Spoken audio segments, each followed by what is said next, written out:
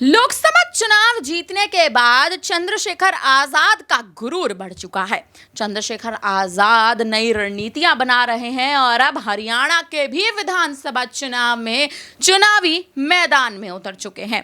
लेकिन क्या चंद्रशेखर आजाद किसी अन्य दल में सेंधमारी करने से पीछे हटते नजर आएंगे? क्या चंद्रशेखर आजाद किसी अन्य दल ना जाकर या किसी अन्य दल में ना सेंधमारी करके आराम से कहीं ना कहीं विधानसभा चुनाव एक जीत के ले जा पाएंगे? ये वो बड़े सवाल हैं जो लगातार चंद्रशेखर आजाद के खेमे से उठते नजर आ रहे हैं।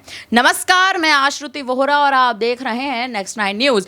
चंद्रशेखर आजाद आकाश आनंद के संपर्क में बताए जा रहे हैं। तमाम बड़े सूत्रों के हवाले से ये खबरें आ रही हैं कि आजाद आकाश के संपर्क में है, यानी मायावती के भतीजे चंद्रशेखर आजाद जो हैं वो कहीं ना कहीं मायावती के भतीजे आकाश आनंद के संपर्क में बताए जा रहे हैं। लेकिन संपर्क में बताने के पीछे बड़े कारण हैं। आकाश आनंद को क्या आजाद बड़ी जिम्मेदारी सौंप सकते हैं? क्योंकि उत्तर प्रदेश में उपचुनाव है, 10 सीटों पर उपचुनाव है। कुछ सीटें ऐसी हैं जो दलितों के पूर्ण समीकरण में आती हैं। आकाश आनंद भी उन सीटों पर अपनी औपचारिक मोहर लगाते नजर आ रहे हैं। दूसरी ओर आजाद उन सीटों पर कहीं ना कहीं औपचारिक मोहर लगाते नजर आ रहे हैं। बिजनौर की मीरापुर सीट की बात कर लीजिए, कटहरी सीट की बात कर लीजिए, ये कुछ सीटें उत्तर प्रदेश के उपचुनाव में ऐसी हैं जो दलितों के लिए महत्वपूर्ण सीटें मानी जाती हैं और इन सीटों पर आजाद भी कहीं ना कहीं जीत की हुंकार भरते नजर आ सकते हैं और आकाश आनंद भी। हालांकि देखा जाए तो चंद्रशेखर आजाद कहीं ना कहीं बसपा सुप्रीमो का वोट काटने के लिए, बहुजन समाज पार्टी की नींव को कमजोर करने के लिए आकाश आनंद को अपनी ओर लाने के बड़े प्रयासों में जुट चुके हैं। हरियाणा के विधानसभा चुनाव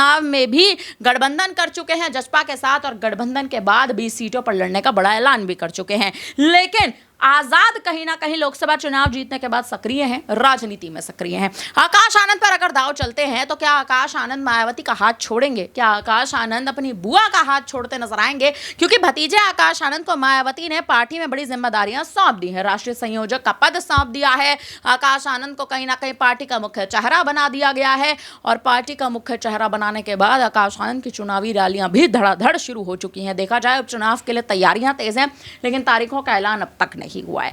आजाद आखिर आकाश आनंद पर क्यों भरोसा जताने का प्रयास कर रहे हैं, या फिर जो तमाम भी सूत्रों के हवाले से खबरें हैं कि आकाश आनंद आजाद की पार्टी में शामिल हो सकते हैं, क्या ये खबरें सही हैं औपचारिक तौर पर? क्या इन खबरों पर कोई ऐलान होगा या नहीं?